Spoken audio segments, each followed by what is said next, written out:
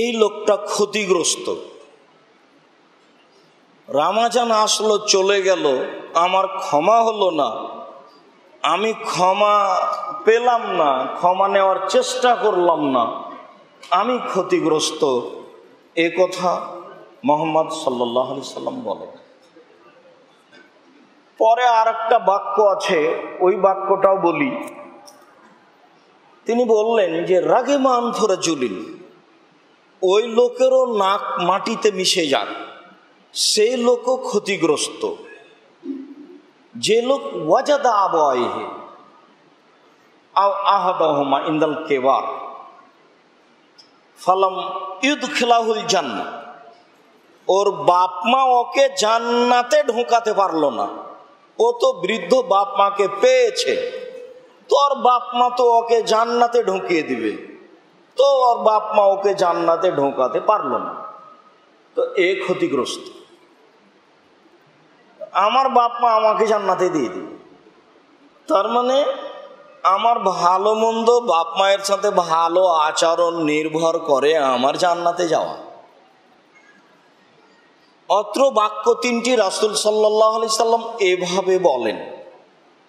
তার একটি বাক্য যে রমজান আসলো আবার চলে গেল, ক্ষমা হলো না, এইটা আমাদের জন্য জানা বুঝা মানা।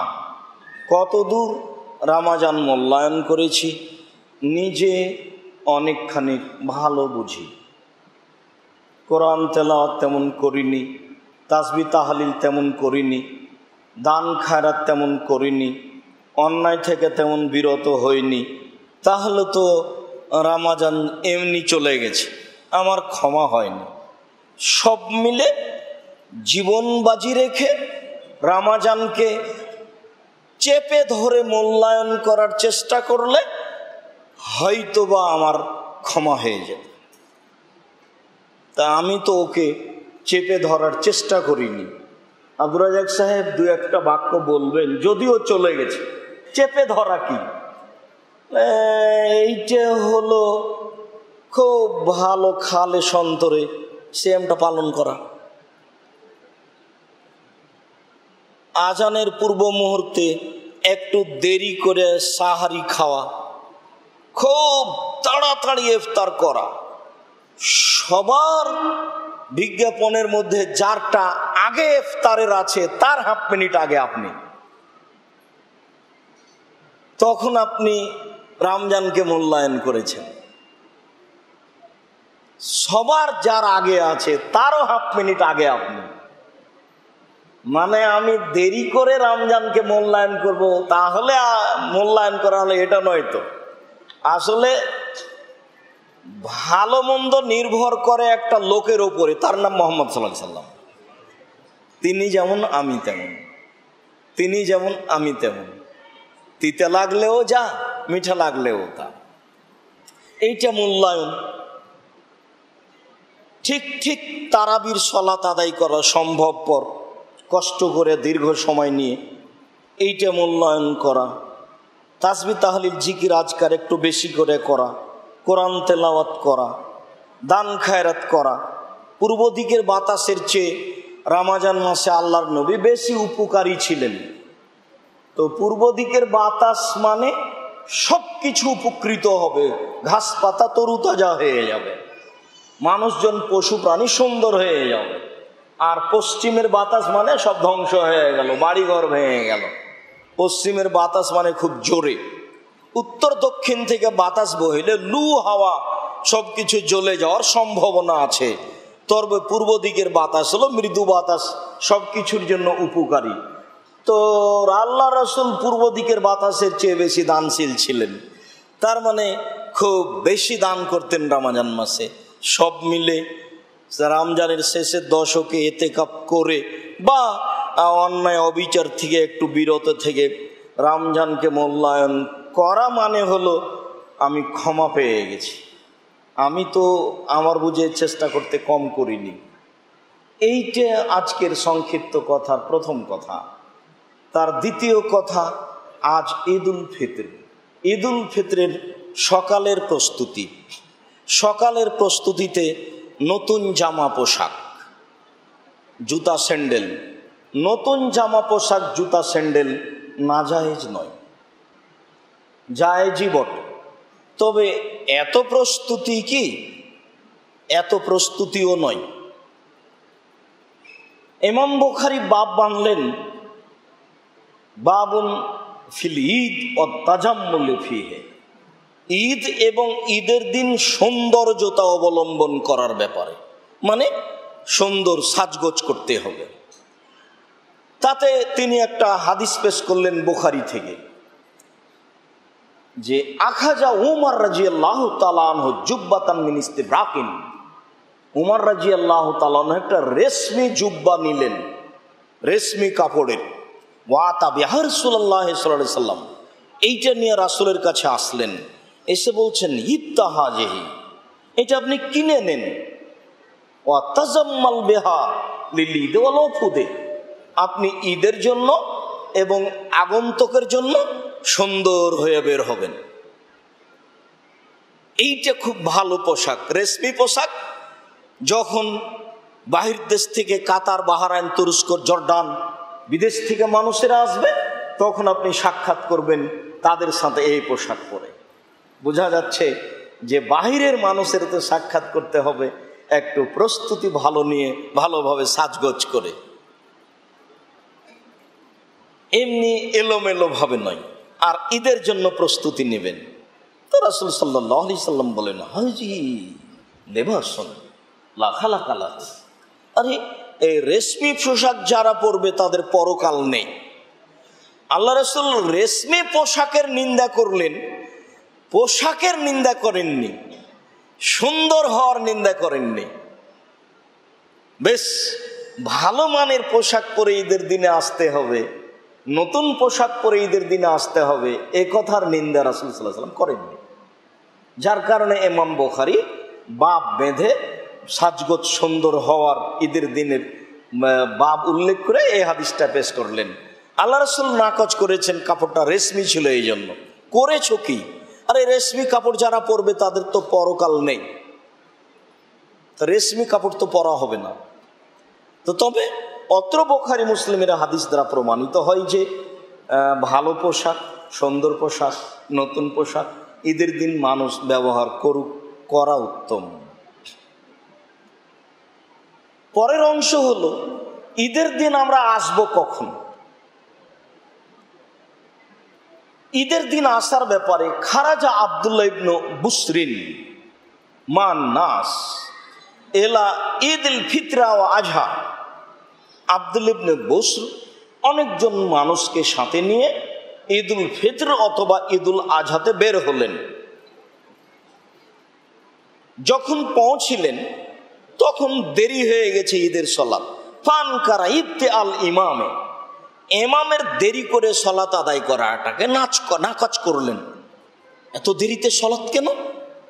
ইন্না কুন্না মান নবী সাল্লাল্লাহু আলাইহি ওয়াসাল্লাম কাদ ফারাগনা সাতানা হাজিহি, আমরা তো রাসূলের যুগে এই সময়ে সালাত থেকে অবসর হয়ে গেছি। ওয়া যালিকা হিনা তাসবিহ, এটাই ছিল ইশরাকের সালাতের সময়। তার মানে ইশরাকের সালাতের সময় হলো ঈদের সালাতের সময়। যার কারণে সৌদি আরবে আজও ওরা খেজুর পকেটে করে নিয়ে বের হয়। ফজরের সালাত আদায় করার পরে দু একটা খেজুর খেয়ে ওখানে বসে থেকে যখন সূর্য উঠে যায় তখন ঈদের সালাত আদায় করে বাড়ি চলে যায়। অত্র হাদিসে বোঝা যাচ্ছে যে আমাদের 7:30 7টা তো দেরি হচ্ছে বড় দিনে, এর চেয়ে একটু আগে আসাই সুন্নাত। অত্র হাদিসটি ইমাম বুখারী গ্রন্থে বাব হিসাবে উল্লেখ করেছেন। অত্র হাদিসটি ইমাম আবু দাউদ রাহিমাহুল্লাহ তার হাদিস গ্রন্থে পেশ করেছেন। হাদিসটি সহিহ। এরপরে আমাদের ঈদের মাঠে আসার, আব্দুল্লাহ ইবনে উমর রাদিয়াল্লাহু তাআলা আনহু বলেন, আস-সুন্নাহ সালাসা, ঈদের সালাতের জন্য সুন্নাত 3টি। এক, আল মাসি আল মুসাল্লা, পায়ে হেঁটে মসজিদে যাওয়া। 2 অল ইগতেসাল গোসল করা, 3 তাকবীর তাকবীরের সাথে ঈদের মাঠে যাওয়া। সুন্নাত হলো পায়ে হেঁটে আসা। পায়ে হেঁটে তা আমরা দূর দূরান্ত থেকে আসতে পারবো না, গাড়িতে আসা যাবে না, জায়েজ নয়। তবে পায়ে হেঁটে ঈদের মাঠে যাওয়া সুন্নাত, গোসল করে ঈদের মাঠে যাওয়া সুন্নাত, তাকবীরের মাধ্যমে ঈদের মাঠে যাওয়া সুন্নাত। ইমাম জোহরি রাহিমাহুল্লাহ বলেন, ইউকাব্বিরুনা ওয়া ইয়াখরুজুনা মিন মানাজিলিহিম, ওরা যখন বাড়ি থেকে বের হতেন, সাহাবীগণ যখন বাড়ি থেকে বের হতেন তখন তাকবীর পাঠ শুরু করতেন। তাকবীর পড়তে পড়তে ঈদের মাঠে আসতেন। ঈদের মাঠে এসে 2 ভাগ, একটা হলো যে ঈদের মাঠে এটে এসে হাত্তা সাকাতু চুপ হয়ে যেতেন, আর আরেকটা হলো এই যে সালাত হওয়ার পরে ইনকাতা আনিত তাকবীর, তাকবীর থেকে বিরত হতেন। এইটা হলো ঈদুল ফিতর। ঈদুল ফিতরে তাকবীর ঈদের মাঠের আসা থেকে নিয়ে ঈদের সালাত পর্যন্ত। ঈদের দিন হিসাবে কেউ বাড়িয়ে ফজর থেকে নিয়ে সন্ধ্যা পর্যন্ত করতে পারে, তবে হাদিসে এইভাবে প্রমাণ হয়।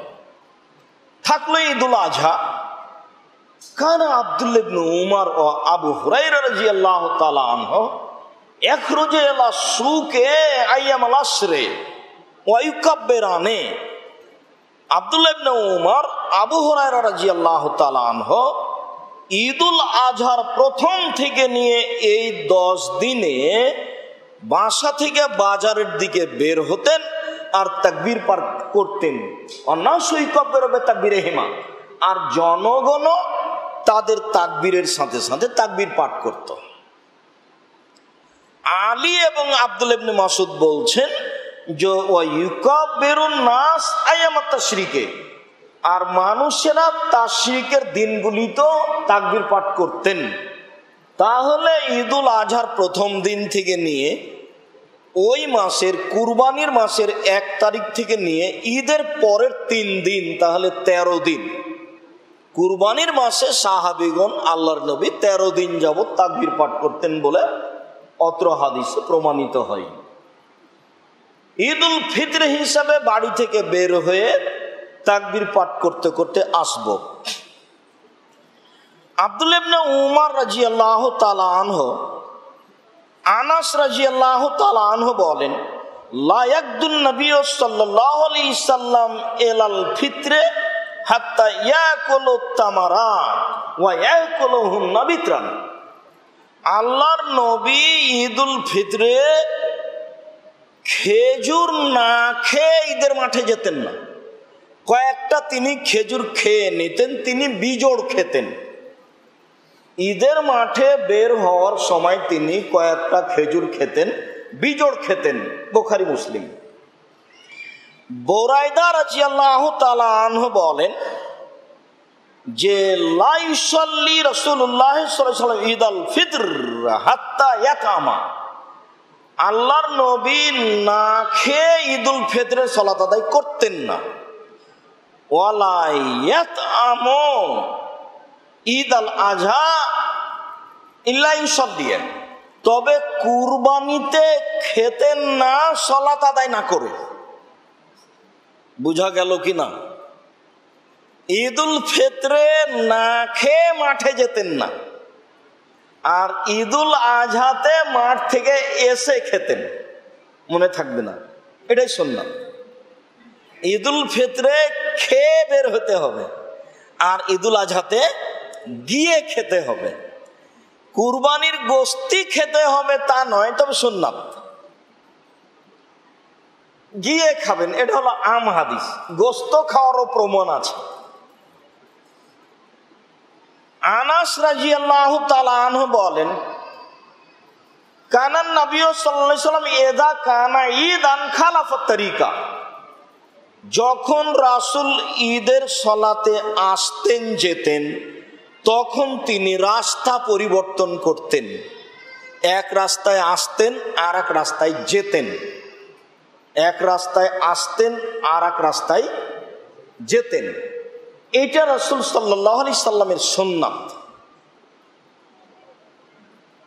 কাসির ইবনে আব্দুল্লাহ আনাবিহান জাদ্দিহি, কাসির ইবনে আব্দুল্লাহ তার বাপের মধ্যস্থতায় তার দাদা থেকে বলেন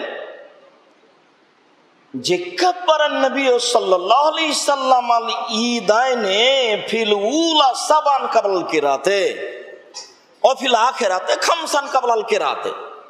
আল্লাহর নবী ঈদুল ফিতর ঈদুল আজহাতে তাকবীর পাঠ করতেন প্রথম রাকাতে 7, পরের রাকাতে 5। বেশিরভাগ এটাই হাদিস যে মা তাকবীরাতুল ইহরাম, তাকবীরে তাহারিমা সহই 12। তবে একটি সহিহ হাসান হাদিসে এটাও এসেছে যে সেওয়া তাকবীরাতুল ইহরাম, তাকবীরে তাহারিমা ব্যতীত 7। তাহলে তাকবীরে তাহারিমা ব্যতীত যদি ধরি তাহলে 13, আর যদি তাকবীরে তাহারিমা ছাড়া ধরি সহ ধরি তাহলে 12। তো 12-র প্রমাণগুলি বেশি, প্রায় 24টা বর্ণনা এসেছে 12-র ব্যাপারে। তো 12 তাকবীরে ঈদের সালাত হবে, এটাই সুন্নাত। এই ছেলে, আর একটা জরুরি যে 6 তাকবীরে ঈদের সালাত আদায় করতে হবে, এই মর্মে আমরা হাদিস সহিহ অবগত নই। ফিকহ শাস্ত্রের প্রায় বইয়ে লেখা আছে, একেবারেই প্রথম থেকে নিয়ে ফিকহ শাস্ত্রের প্রথম বই মালাবুদ্দা মিনহু, মিনিয়াতুল মুসাল্লি, কুদুরি, শারহ বিকায়া, হেদায়া, দুররে মানসুর, দুররে মুখতার, দুররে মুহতার, মাবসুর, অনেক বড় বড় মাঝহাবি বই আছে। সেই বইগুলিতে 6 তাকবীরের কথা লেখা আছে, যার কারণে ভারত, বাংলাদেশ, পাকিস্তানের শতকরা 95 থেকে 97 জন মানুষ 6 তাকবীরে সালাত আদায় করে আসছেন। হাদিস কি আছে সেইটা দেখা প্রয়োজন হচ্ছে না, এই জন্য যে আলেম ওলামারাও বলছেন যে আপনারা 6 তাকবীরে পড়েন, যার কারণে এইটা নিয়ে প্রায় মানুষের বিবেচনার প্রয়োজন হয় না। তবে প্রায় 24টি হাদিস এটাই প্রমাণ করে যে 12 তাকবীরে ঈদের সালাত আদায় করতে হবে। আনাস ইবনে মালিককে জিজ্ঞাসা করা হলো, ফিত তাকবীরাত, বেশি তাকবীরগুলির কি হবে অবস্থা, হাত উঠাইতে হবে কি?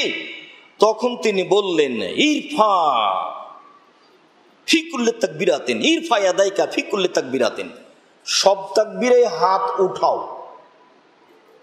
বুখারী মুসলিমে সহিহ হাদিস দ্বারা সব তাকবীরে হাত উঠানোর প্রমাণ নেই, তবে বুখারী মুসলিম ব্যতীত সহিহ হাদিস দ্বারা জানাজার সব তাকবীরে এবং ঈদের সব তাকবীরে হাত উঠার প্রমাণ আছে, সহিহ হাদিস। সামরা ইবনে জুনদুব রাদিয়াল্লাহু তাআলা আনহু বলেন, কানান নবী সাল্লাল্লাহু আলাইহি সাল্লাম ইয়াকরাউ ফিল ঈদাইনে সাব্বিহিসমা রাব্বিকাল আলা ওয়া হালাতাকা হাদিসুল গাসিয়া। আল্লাহর নবী ঈদুল ফিতর ঈদুল আজহার 2 রাকাতে খুব জরুরি দুর্ঘটনা ছাড়া কেউ স্থান ত্যাগ করবেন না, অযথা প্রয়োজন দেখাবেন না। আপনার সাথে আমি অতীব জরুরি কথা বলছি। কি কাজ করবেন? আজ তো ঈদুল ফিতর, হাইকোর্টও আজ বন্ধ, জজ কোর্টও বন্ধ, গাড়িও নাই যে গাড়ি ছুটে যাবে তাড়াতাড়ি করছি। কোনোটাই নেই। কি দেখাতে চাচ্ছেন, দেখাবেন কি? আপনার সাথে আমার জরুরি কয়েকটা কথা আছে, শেষের দিকে বলবো। রাসূল সাল্লাল্লাহু আলাইহি সাল্লাম ঈদুল ফিতর, ঈদুল আজহাতে প্রথম রাকাতে আলা আর দ্বিতীয় রাকাতে গাশিয়া পড়তেন। তো সেদিন যদি জুমার দিনও পড়তেন, প্রথম রাকাতে আলা আর দ্বিতীয় রাকাতে গাশিয়া, তো ঈদের দিন যদি হয়ে যায় জুমার দিন। আমরা যায়েদ ইবনে আরকামকে জিজ্ঞাসা করলাম যে হাল আনতা মা নবী সাল্লাল্লাহু আলাইহি সাল্লাম ফিল ঈদাইনি, আপনারা কি কোনোদিন রাসূলের সাথে দুই ঈদ পেয়েছিলেন একসাথে? মানে জুমার দিনও ঈদ আর ঈদের দিনও ঈদ। জুমার দিন কিন্তু ঈদের দিন, জুমার দিন ঈদের দিন। জুমার দিনে অনেক কিছু আছে, তার একটা বড় আছে যে জুমার দিন দুপুর টাইমে সালাত নিষেধ নয়। সূর্য ওঠার পর থেকে নিয়ে আজান পর্যন্ত সব সময় সালাত চলবে। মানে জুমার দিনটা হয়ে গেছে কাবা ঘরের মতো। কাবা ঘরে দিন রাত সালাত চলবে, কোনো নিষিদ্ধ সময় নেই কাবা ঘরে। সূর্য উঠলেই কি, ডুবলেই কি, মাথার উপরে হলেই কি, না হলেই কি, শুধুমাত্র পৃথিবীতে একটাই জায়গা কাবা ঘর, যেখানে দিন রাত সালাত চলবে। লাইলা নাহারান, দিন রাত 24 ঘন্টা তফ আর সালাত। আর জুমার দিন একটা ব্যতিক্রম দিন, অনেক বড় বড় কিছু আছে। জুমার দিনে আদমের জন্ম, জুমার দিনে আদমকে জান্নাতে রাখা হয়েছে, জুমার দিনে আদমকে জান্নাত থেকে বের করে দেওয়া হয়েছে, জুমার দিনে আদমের মরণ হবে, জুমার দিনে কিয়ামত হবে, জুমার দিন অনেক কিছু। তো জুমার দিন ঈদের দিন হয়ে গেছে, এরকম দুই ঈদ পেয়েছেন? বলে হ্যাঁ হ্যাঁ পেয়েছি, রাসূলের সাথে আমরা জুমার দিন ঈদের দিন পেয়েছি। কাইফা কানা নবী সাল্লাল্লাহু আলাইহি সাল্লাম ফিল ঈদাইনি, তখন রাসূলের অবস্থা কি ছিল? তখন তিনি বললেন যে সাল্লাল্লাহু রাসূলুল্লাহ সাল্লাল্লাহু আলাইহি ওয়াসাল্লাম ঈদা ওয়া রাখালা সালিন নাস, আল্লাহ রাসূল ঈদের সালাত আদায় করলেন আর জনগণকে ইখতিয়ার দিয়ে দিলেন, এই শোনো, তোমরা ইচ্ছা করলে ঈদের সালাত আদায় করবা, জুমার সালাত আদায় করবা, না করলে করবা না, জোহর। তো আপনারা আজ জুমার সালাত আদায় করতে পারেন, ইচ্ছে নাও করতে পারেন, না করলে কি জোহর মাপ? জি না, না করলে জোহর মাপ নয়, জোহর তার স্থানে আছে। তারপরের জরুরি কথা,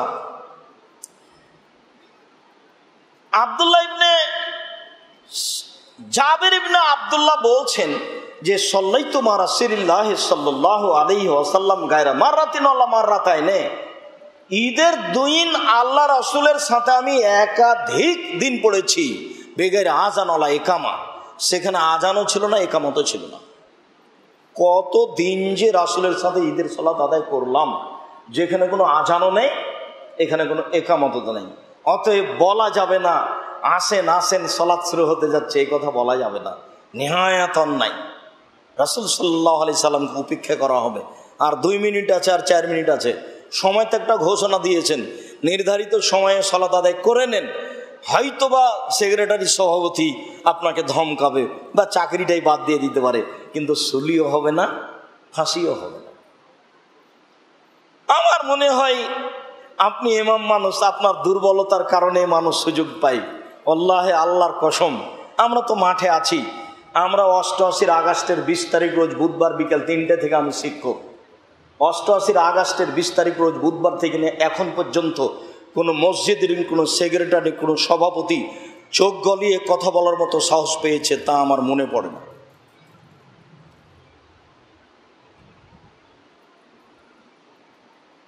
তো আপনার দুর্বলতাই সময়ের ক্ষতি করছে। যেই সময় দিয়েছেন সেই সময়ে সালাত আদায় করে নেবেন। উনি ধমকালে ধমকাবে, তবে আপনার সুলিও হবে না, ফাঁসিও হবে না। এটাই, আসেন আসেন, আর একটু 2 মিনিট দেরি করি, এতটার প্রয়োজন নেই। আপনি জিম্মেদার হিসেবে, ইমাম হিসেবে এমনি মুসল্লির সামনে বলতে পারেন যে আর একটু থামেন, 2 মিনিট থামেন, এটা আপনারই অধিকার। কেননা যে সময়টা দেওয়া আছে সেই সময়ই সালাত আদায় করতে হবে, এটা তো রাসূলের আদেশ নয়। রাসূলের আদেশ তো সকালে সকালে ছিল, 2-1 মিনিট আগে পিছে হতে পারে। ইবনে আব্বাস রাদিয়াল্লাহু তাআলা আনহু বলেন, কানা রাসূলুল্লাহ সাল্লাল্লাহু আলাইহি ওয়াসাল্লাম ইসাল্লি রাকাতাইনে ফিল ঈদাইন, আল্লাহ রাসূল ঈদের সালাত 2 রাকাত আদায় করতেন। ওলা ইসাল্লি কাবলাহুমা ও ইসাল্লি বাদাহুমা, তিনি ঈদের সালাতের আগেও সুন্নাত পড়তেন না, পরেও সুন্নাত পড়তেন না। ঈদের মাঠে গিয়ে সালাত ছাড়াই বসতে হবে, এটাই সুন্নাত। ঈদের মাঠে গিয়ে সালাত ছাড়াই বসতে হবে, এটাই সুন্নাত। তো এইটা মসজিদে এসে আমরা 2 রাকাত পড়ছি, এটা না পড়লে অনুমতি পাবো না বসার। এই জন্য আমরা ঈদের মাঠে এসে মসজিদকে ঈদের মাঠ মনে করে সালাত আদায় করিনি। মসজিদে বসার অনুমতি নাই আমাদের, গেটে লেখা আছে 2 রাকাত সালাত ছাড়া বসা নিষেধ। এখন আমাকে আগে অনুমতি নিতে হয়েছে যে ঠিক আছে আমি 2 রাকাত সালাত আদায় করব। রাসূল সাল্লাল্লাহু আলাইহি ওয়াসাল্লাম বলেছেন, এই যা দাখালা আহাদুকুম মসজিদ ফালা ইয়াজলিস ক্বাবলা আন ইউসাল্লি রাকাতাইন, যখন তোমাদের কোনো ব্যক্তি মসজিদে ঢুকবে তখন সে বসতে পাবে না 2 রাকাত সালাত আদায় না করে।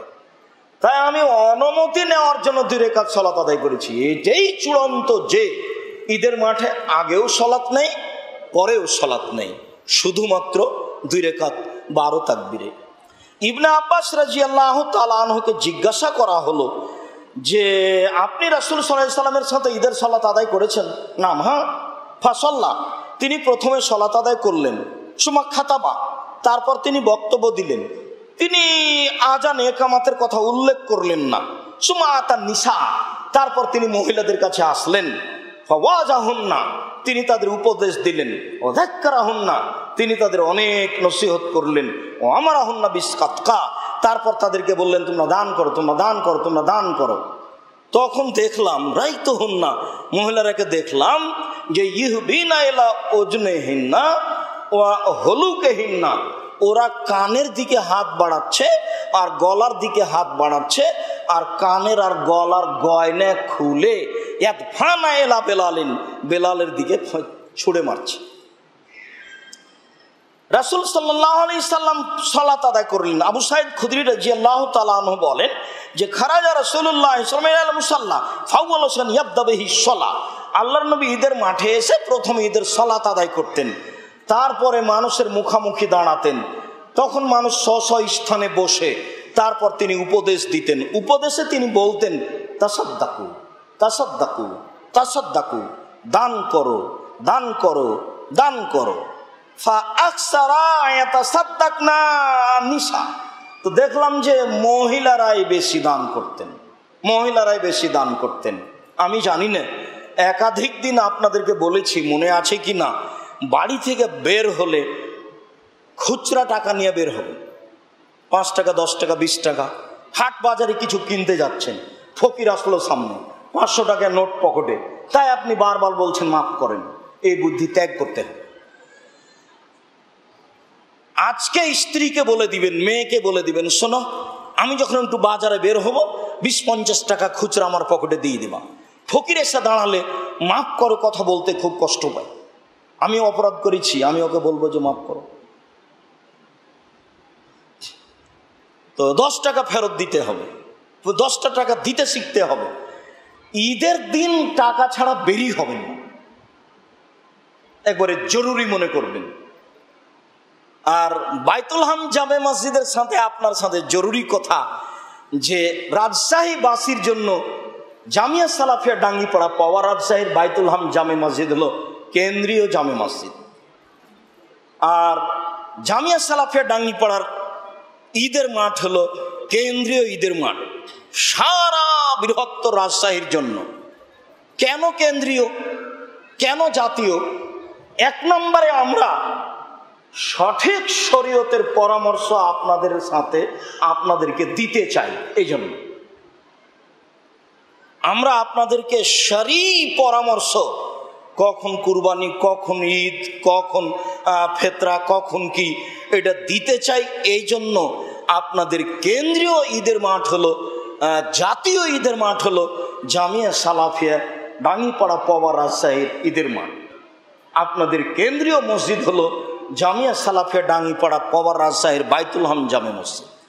আপনি আপনার পাড়ার মসজিদে সালাত আদায় করেন, মাঝে মধ্যে আপনার কেন্দ্রীয় মসজিদে আসবেন, এটা আমার অনুরোধ 1 নম্বর শরীর পরামর্শের জন্য। 2 নম্বর, এখান থেকে আমরা দাওয়াতি কাজ আপনাদের কাছে পৌঁছাতে চাই। এখানে আমাদের দাওয়া ইলাল্লাহ সদস্যরা আছে যারা আল্লাহর পথে দাওয়াত দিবে। আপনি একদিন জুমায় আসবেন, আপনার গ্রামে ডেকে যাবেন যে আব্দুর রাজাক সাহেব বা আব্দুল্লাহ, তোমাদের যে দাওয়া বিভাগের লোক আছে অমুক দিন আমাদের এখানে পাঠাবা। আমার অনুরোধ রক্ষা করেন। বিচারের মাঠে আমি হয়তোবা বলে দেব যে আমি বলেছি, কিন্তু আপনি হয়তোবা বলতে পারবেন না যে আমি পালন করেছি। এইটা যেন আপনার না হয়। আপনি একদিন জুমায় আসবেন, মাঝে মধ্যে আসবেন, ঈদের মাঠে আসবেন, আর এই দাওয়া আল্লাহর সাথে দায়িত্বশীলদের কথা বলে আপনার গ্রামে ডেকে যাবেন দাওয়াতের জন্য। 2 নম্বর হলো এইটা। 3 নম্বর হচ্ছে যে যেহেতু বৃহত্তর রাজ্যের জন্য নয়, এই দেশের বড় প্রতিষ্ঠান জামিয়া সালাফিয়া ডাঙ্গিপাড়া পবার রাজশাহী, জামিয়া সালাফিয়া রূপগঞ্জ নারায়ণগঞ্জ ঢাকা, এইখানে 1700 ছেলে আছে, 800 মেয়ে আছে, সব মিলে রূপগঞ্জ এখান মিলে 3850 জন ছেলে মেয়ে আছে। তার 200 জন এতিম, 500 জন অসহায়। এদের ব্যাপারে সাহায্য সহযোগিতা, দান খায়রাতের ব্যাপার থাকে, যার কারণে আপনাকে আপনার কেন্দ্রীয় মসজিদে আসতে হবে, আপনার কেন্দ্রীয় ঈদের মাঠে আসতে হবে। এই 3টি কারণ আপনার সামনে পেশ করে রাখলাম জরুরিভাবে। এইখানে মসজিদের 3 তলা 4 তলার কাজ শুরু হবে ঈদের কয়েকদিন পর পরই। একাডেমিক ভবন যেখানে 5000 ছাত্র একসাথে সালাত আদায় করতে পারবে, তার কাজ আরম্ভ হয়ে গেছে, এখন কাজ চলমান থাকবে ইনশাআল্লাহ। আর রূপগঞ্জ নারায়ণগঞ্জ ঢাকায় 800 শতক জমি ক্রয় করা হচ্ছে, অনেক অংশই হয়ে গেছে। তার 200 শতক বাইতুল হাম জামে মসজিদের জন্য, যেখানে 7 থেকে 10,000 মুসল্লি একসাথে সালাত আদায় করতে পারবে। কত তলা ভবন হবে তা এখন নিশ্চিত বলতে পারছি না, তা পরিস্থিতি বলবে, তবে 10 থেকে 20 পর্যন্ত অনুমান করা হচ্ছে। তো এইসব জিনিসগুলিতে আপনাকে পরামর্শ দিতে হবে, অংশগ্রহণ করতে হবে। 10 টাকা হলেও, কোটি টাকা খরচ হচ্ছে এখানে আমি জানি, কিন্তু আপনার 10 টাকাকে আমি কোনোদিন কম মনে করিনি। আমি একজন সাধারণ অসহায় মানুষ, আমি আপনাদেরকে এই কথা জানিয়ে রাখছি যে আপনারা বাইতুল হাম জামে মসজিদে আসবেন এই 3টে জিনিসকে লক্ষ্য করে। এইটা হচ্ছে আপনাদের কেন্দ্রীয় জামে মসজিদ, এইটা হচ্ছে আপনাদের কেন্দ্রীয় ঈদের মাঠ। এই হিসাবে মাঝে মধ্যে উপস্থিত হবেন 3টে জিনিসকে সামনে রেখে। রাসূল সাল্লাল্লাহু আলাইহি সাল্লাম মহিলাদেরকে ঈদের মাঠে যেতে বললেন, যুবতীদেরকেও, ঋতুবতীদেরকেও। তখন একজন মহিলা বলল, ইয়া রাসূলুল্লাহ, এহেদানা লাইসা লাহা জিলবাব, আমাদের তো অনেকের কাপড় নেই, আমরা ঈদের মাঠে যাব কি করে? তখন আল্লাহ রাসূল বলছেন, লেতুল বিসহা সাহেবাতুহা মিন জিলবাবিহা, তাহলে ও সাথীর কাছ থেকে একটা কাপড় নিয়ে নিবে, তুমি তোমার আর একটা মেয়েকে কাপড় দিবা। আগের যুগে মানুষ আত্মীয় স্বজনের বাড়িতে বেড়াতে গেলে আর একজনের কাপড় নিয়ে যেত, এখন আর মানুষের এটা প্রয়োজন হয় না। এখন চ্যাংড়া পিলে দোস্তের কাপড়টা গায়ে দেয় সাত করে, ঢং করে, কিন্তু আসলে ওর নেই, তার ওর গায়ে দিয়েছে, এটা কথা নয়। ওটা এমনি বলছে তোর জামাটা আমি পরি আর আমার জামাটা তুই পর, এটা একটা ঢং। কিন্তু আসলে আর একজনের জামা ভালো আমার নেই তার জন্য পরেছে, এই কথা নয়। যার কারণে আপনি যাওয়ার সময়তে দান বক্স আছে, ছেলেরা আছে, সামনে কোটে আছে, 10 টাকা, 10,000 টাকা, 500 টাকা, 100 টাকা, খালি যাবেন না কোনো সময়। এইটা খেয়াল করে বাইতুল হাম জামে মসজিদে আসবেন।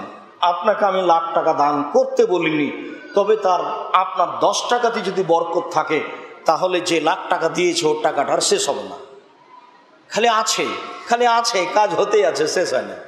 কিভাবে? বলে আপনার 10 টাকাতে আর বরকত বাড়িয়ে দিয়েছে। আল্লাহ রাসূল বরকতের কথা বলেছেন, এই জন্য আপনি আমার দিনী ভাই, আপনাকে আমি অনেক ভালোবাসি। ঈদের দিনের কথা প্রসঙ্গে এই কথাটিও আপনার সামনে রেখে দিলাম।